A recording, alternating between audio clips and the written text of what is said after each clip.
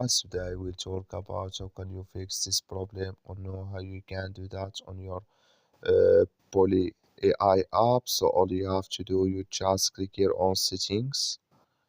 So then it's going to take you to this list. It's going to show for you like this.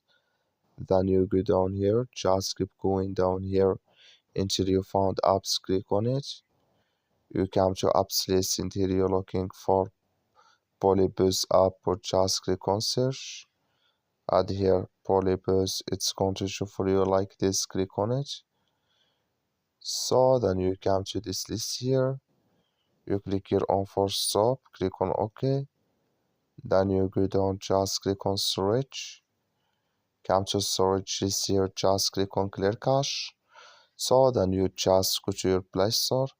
So you go to your Play Store, click on it. You search here for PolyBuzz, it's going to show for you like this. You will find here updates, click on it, and it's going to work with you.